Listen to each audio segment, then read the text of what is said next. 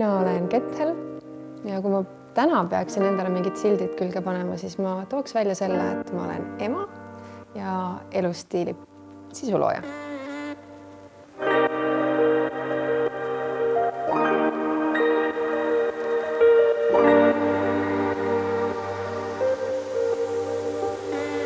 Ma olen ikka pigem olnud prillikandja ja seda esimesest klassist saati ja see teeb kokku umbes 20 aastat. Ma arvan, et kõige tüütum on see keskkonnavahetus, et kas siis talvel külmast õuest tuppa tulek või siis erinevad sellised niisked olud, ma ei tea, spa, ujumine, pesemine.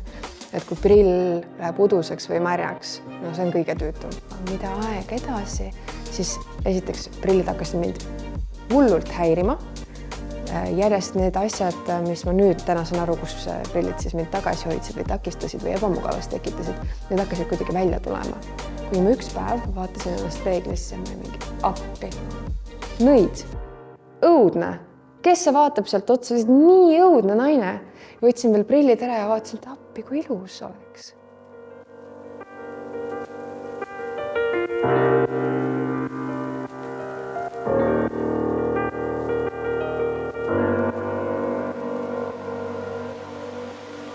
Ja õpijärgselt oli kusagil 5 tundi selline nagu ebamugav. No need liivaterad on silmas, siuke tunne.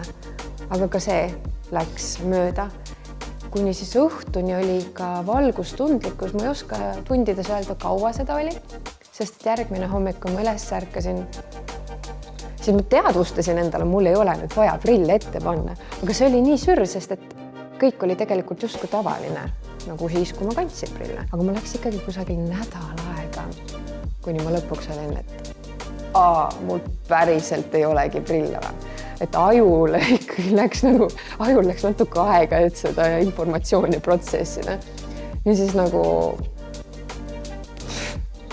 ma tänaseni ma ei leia sõnu väga häid selle kogemuse kirjeldamiseks, sest et see oli nii sürreaalne, see oli nagu nii lihtne ja kerge ja nagu tegelikult ka ju valuta on ju.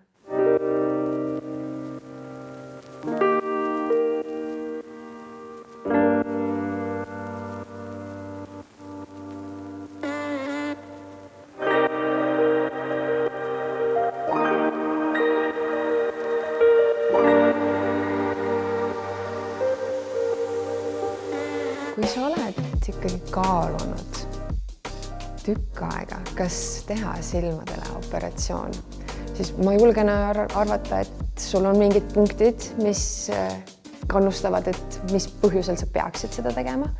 Aga ma innustaksin sind võtma näiteks nädal aega ja pöörama tähelepanu sellele, kus kohtades prillid sind tegelikult kuidagi tüütavad. Paed selle nimekirja kokku ja näed, et okei, võib-olla tõesti oleks parem. Teine asi, mis ma kaldun arvama, mis võib-olla inimesi tagasi hoiab, on hirm. Ja hirmu kohta ma armastan alati öelda seda, et hirm on teadmatus, kui sa midagi ei tea. Mina soovitan lihtsalt minna eeluuringusse kõikide oma lollide küsimustega, mida tegelikult ei eksisteeri. Ja sulle tehakse üksipulgi selgeks täpselt, mis seal operatsioonil ees ootab. Ja kui sa juba mõistad, kuidas see kõik käib ja mis sul ees ootab, siis ma julgen öelda, et sul ilmselt see hirm ka lahtub.